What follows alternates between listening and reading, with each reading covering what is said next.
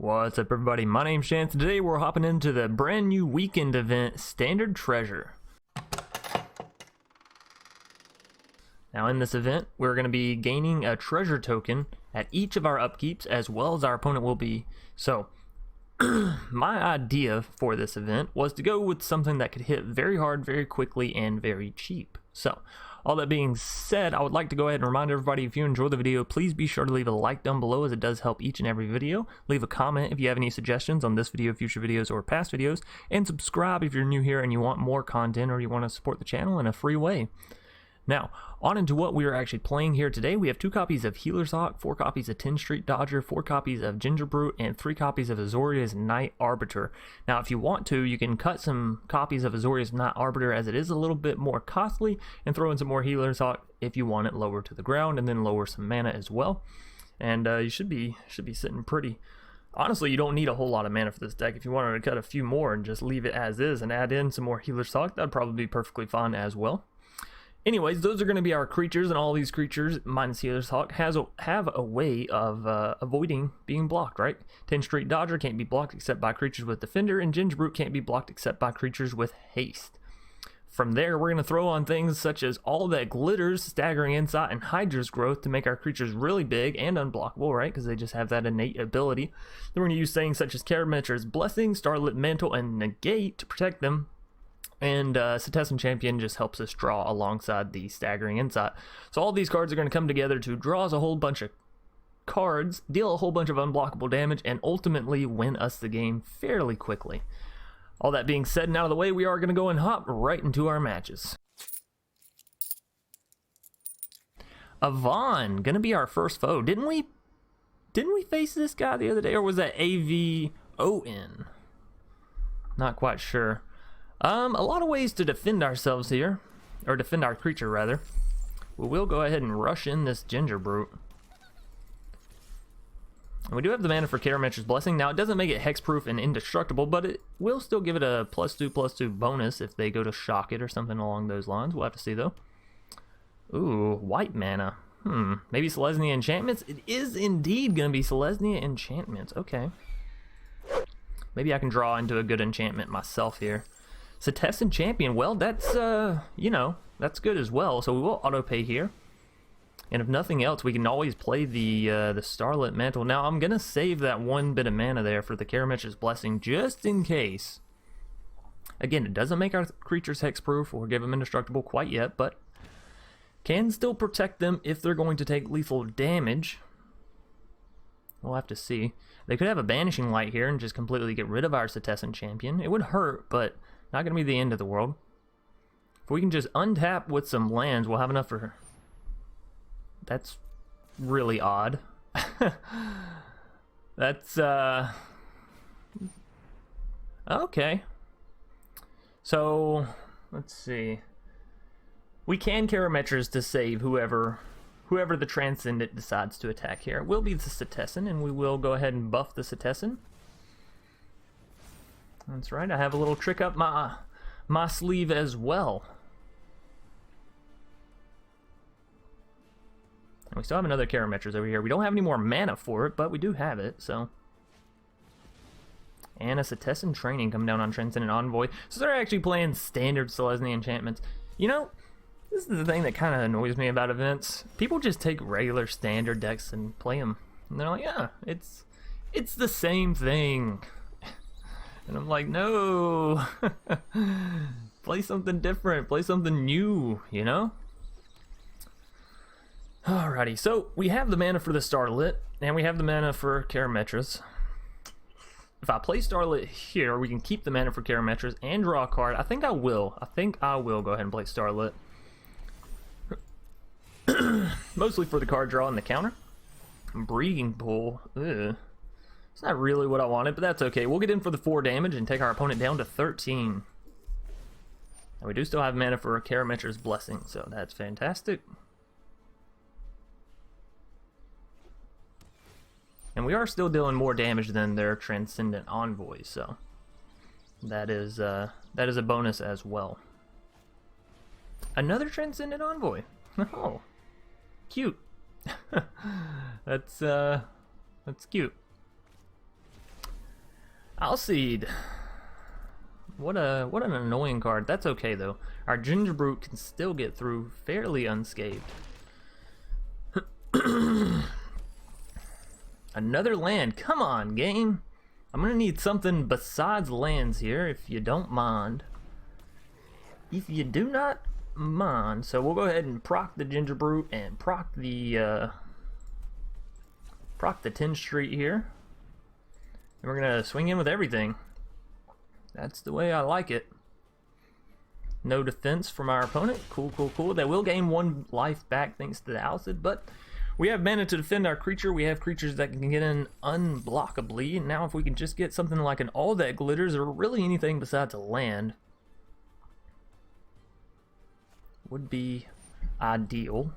Okay, we're gonna draw, gain a little bit of trample. They'll be back up to 10 life. Can we... Is there a feasible way for us to finish them? 1, 2, 3, 4... Well, 5. Yeah, I think there is. As long as they don't gain too much life here, if we draw into something like an All That Glitters, that should give us 5 extra damage. Or Briar's Blessing. Who are you going to try and kill with that? My 10th Street Dodger. Well, got some unfortunate news for you. Seems as though the tides have been turned. Oh, bye-bye, Alseid. Now, they did gain back up to 10, but again, if we can get All That Glitters, we'll have enough to finish them. They're not going to swing in here. Smart move. Another fucking land. Magic. Come on. Cut me a break. Let me play. So we'll swing in with everything. No, because Setessan can just get blocked by the Transcendent. But these two little ones, they can go free to the face. Now, we're gonna try and coax Magic into giving us some non-lands here. So we might Sweet Talk her right before we draw our card, you know? Give her something to... Would you fucking quit with the Warbriar's Blessings? Shit. You're drawing all your playables. I'm not drawing shit. This is a very, very annoying game of Magic. Alright,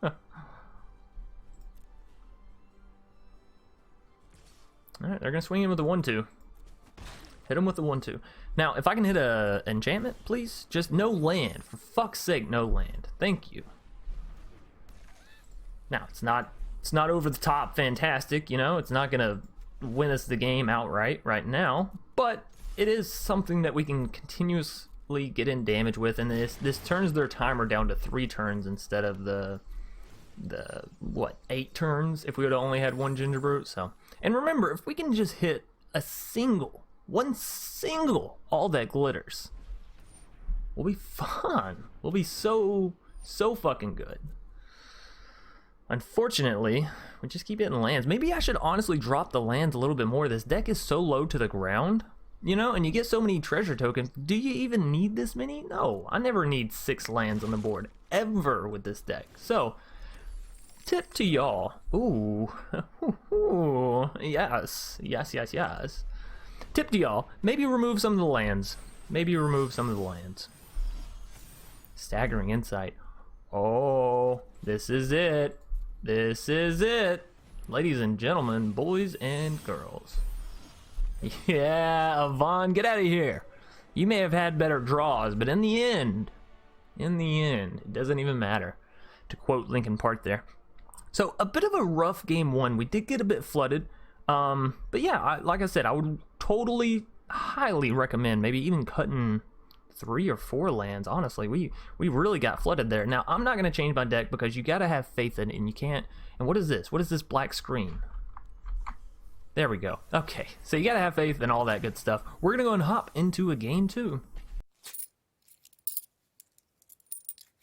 LFM players. I don't know what that means. I don't know what LFM stands for. Why does the opponent always get to go first? When is it Chance's time to shine? Damn it. I just want to be in the light for a little bit, you know what I mean? So we can get this down, and we're going to have to pay this regardless. We're going to have to use that treasure token. Question is, do I shock to keep the Karametra's Blessing up? I think yes is the answer. Since we only have one creature, that one creature is kind of important. Now, obviously they could Ongroth's Rampage and just make a sacrifice it, in which case Karametra's Blessing doesn't really help us. But we're going to have to hope against that. I would like to get some more creatures down, so that way in case they do Ongroth's Rampage me, I can be ready, right? Back to my turn. Alright. Okay. Fabled Passage. I think I do shock this in as well. Just shock, shock, shock. Alright, we'll throw in all that glitters on the 10th Street, and then we can Karametra's Blessing if they try to remove it after that. We'll have to get through this little phase, though. This is the moment of truth. It happens! Woo! It lands! Alright, let's get in for 3 damage. Beautiful. Alright, back to our opponent, who's actually playing Mardu, and for them to be at 5 mana in Mardu, I gotta say, I'm very, very scared, because they haven't played anything. Heliod. The first creature they play is Heliod. Man, isn't that just interesting? Just so very, very interesting. Now I'm gonna keep on shocking in these lands. I know, right? Shocking. That was a pun. Anyways, oh, you're gonna mortify. You're gonna use all your treasure tokens built up to try and mortify. Well, I have some very unfortunate news for you. My 10th Street Dodger is about to be huge. And I'm about to gain that 8 life back, of course, because of Staggering Insight. So, give me that card draw, give me that life gain, and we still have 2 mana for Starlit Mantle in case they go to remove it on their turn. Which basically means if we can play both of these down, we'll have enough damage, excuse me, just with our 10th Street Dodger to finish. Oh! Heart attack! That hurts. That really does hurt. Unfortunately, we couldn't keep it alive there. Now, I could have used a Karametra's Blessing on the last turn. I guess that's actually my own fault, right? Huge misplay. I should have used Starlit Mantle on that previous turn to save our lives. So very, very unfortunate to save our creature, right? And then would have had the Karametra's Blessing left over. So, future tip to all of y'all wonderful folks out there: if they go for the removal like that, don't use it unless you absolutely gotta, you know? Don't do it. Alrighty, back to my turn. What do we get here? A Healer's Hawk. Well, the Hushbringer is going to be dealing in 1 bit of damage every single turn. I really want to get this 10th Street Dodger a little bit bigger. I'm not going to lie. So I'm thinking I'm going to go ahead and sacrifice the flash speed from one of these Starlit Mantles and get it down now. Whoa, whoa, whoa, whoa, whoa, whoa. Cancel, Chance. You're pressing too many random keys. 1, I want that to be red. We'll swing in. So they are still on a low timer, but man, doesn't that suck when you fuck your own board? It's okay though. At least I realized it and it wasn't one of those y'all yelling me in comments later like, "Oh, why did you do this? You should have done that." I like to think I'm getting better. If at nothing else, then I'm getting better at realizing, realizing the mistakes and where they're made at. So we will discard the Breeding Pool. We still have the mana for the Starlit. We can deal in actually 4 damage now. That's it. That's gonna be game. Their Crocus is gonna get way too fucking big. So, unfortunately, I cost us that game there. That's super, super sad. Oh, that's so sad. Alrighty, on into a game 3. Insanius, gonna be our next foe for the day. Ooh, look at this. I get to go first and have 2 Staggering Insights already in hand. Oh, ho, ho, ho. Oh, ho, ho, ho. So, I actually think I'm going to go for a Plains here, save that artifact token that we get. Next turn, I'll shock in the Breeding Pool and play double Staggering Insights with my 2 treasure tokens. Ooh. Okay. Okay, opponent. If you just want to have all the Leylons, then... Now, we could also, there's an argument to be made to only play 1 Staggering Insight and keep up the Karametra's Blessing mana. And to be quite honest, I don't know. I don't know what we should do here. Half of me says, oh well, I guess that's the answer, right? We can only play 1 of them, thanks to the Deafening Silence. Was this non-creature? We can only play 1 non-creature per turn. So I'll play a Staggering Insight. I'll still have the mana for the Karametra's Blessing. I think we are going to do this, and then we'll play that Temple of Enlightenment down so we can get it in and not really affect us too bad. So get in for that damage. Draw me that card. Give me that life. Starlit Mantle. Well, I'm not going to lie. It kind of makes me want to play this for shock, you know? We'll end our turn on that note, but we do have the mana for the Starlit, and hopefully this can keep us protected. Deafening Silence. I gotta say, I wasn't expecting it. Wave Break Hippocamp. Well, that's not really gonna be enough to stop us, right? Another Ginger Brute. Well, I can either go for a Setessan Champion here, another land come next turn. I will take that land, actually. So I can either go for a Setessan here and keep up mana for the Karametras. I can throw another Staggering Insight on my Ginger Brute.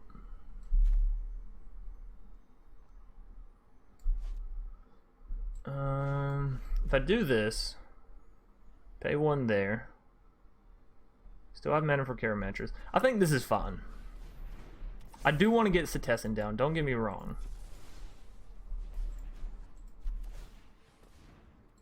And there's an argument to be made where we don't even have to pay that one mana for Ginger Brute because they probably don't defend with Wave Break Hippocamp. But this is for the just in case.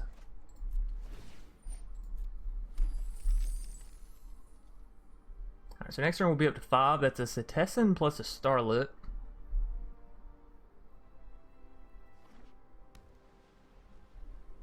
Pass. They will get in the 2 damage with the Hippocamp. That's okay. They probably won't be playing very many, if any, spells on their turn since they do have the Wave Break Hippocamp. We'll have to see though. Rule of law: each player can't cast more than 1 spell each turn. Okay, so resolve. Gotta resolve it. Do we go for the Setessan then, or for the yeah. What am I talking about? Definitely Setessan. Ooh, Negate. That is beautiful. What a beautiful card. Alright. So we will throw down the Setessan.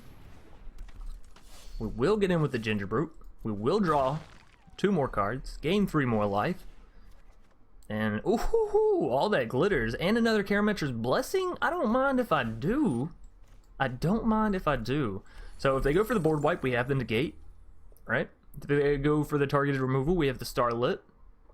Pretty much what I'm saying is I think we win this game here. And fairly easily too. For them to be so controlling, they're really not controlling us very well. They're playing a whole bunch of stuff that we just simply don't give a shit about. Yeah, I'm actually fine with the Smothering Tide. That doesn't affect me either. It doesn't affect my win rate. Well, if you're gonna send it back to my turn, I kind of want a Starlit Mantle just so we can get in an extra spell, right? Let's play it on the Ginger Brute. If I'm gonna play it on anything, I'd rather the Ginger Brute have the hexproof than the Setessan, for the sake of this turn, at least. Alrighty, back to my turn.